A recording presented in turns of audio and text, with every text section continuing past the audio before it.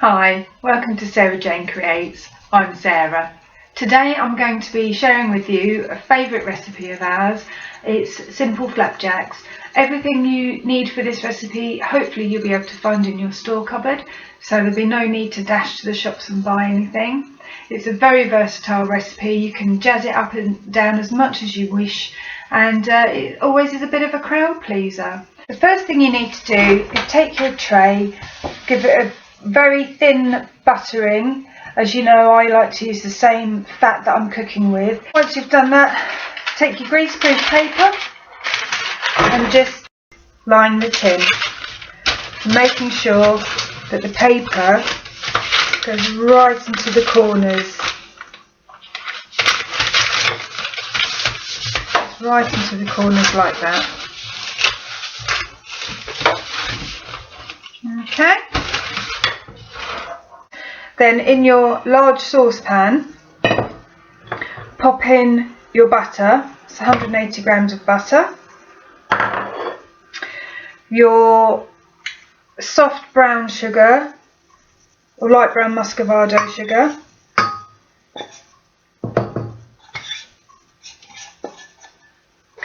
and whilst this doesn't look brilliant, this is my 150 grams of golden syrup. It's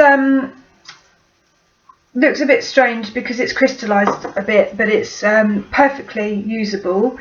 So ideally it would be pourable, but it doesn't matter.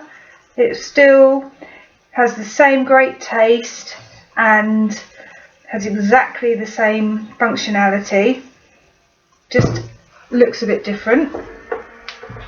So pop this all in to your pan, and then I'll put this on the hob, and we're just going to melt this all together just until the butter melts and the two sugars dissolve together. You need to keep it moving in the pan because you don't want it to catch. I'm asked quite frequently by my lovely friend Linda for the recipe, so Linda, this one is for you. Okay. So as you can see, it's very liquidy now. Once this is all dissolved, you should end up with something that looks like sort of a thick butterscotch liquid. To that, you're going to tip in your oats. These are just ordinary porridge oats. So just tip the oats all into your sugar and butter mixture and just stir to combine and make sure that all of your oats are completely coated. It would be at this point that you could add additional fruit, chocolate chips, any other flavourings, maybe cinnamon or nutmeg, and you just stir to combine, and you see it starts to get really claggy. It smells divine.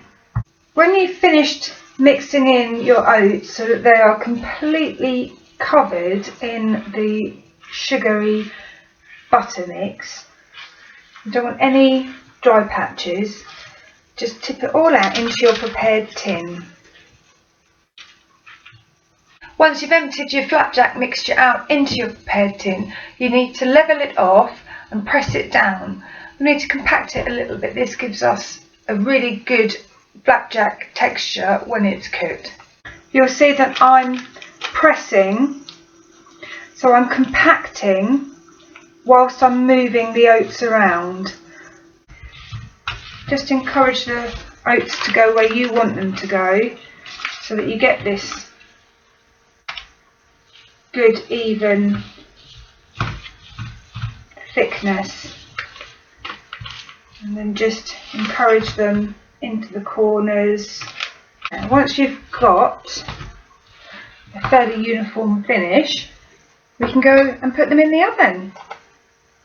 All ready to go into the oven, 180 degrees for approximately 10 to 15 minutes until golden and cooked. While your flapjacks are cooking, sit down, have a cup of tea, but do keep an eye on the oven.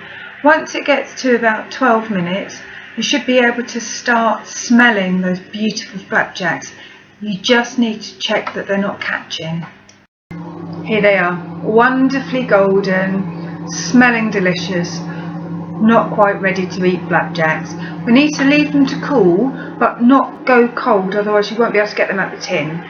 So just put them on the side and just be patient and just wait for them to cool down enough to extract them from the tin. Once your flapjacks have cooled down enough to handle, you need to cut them.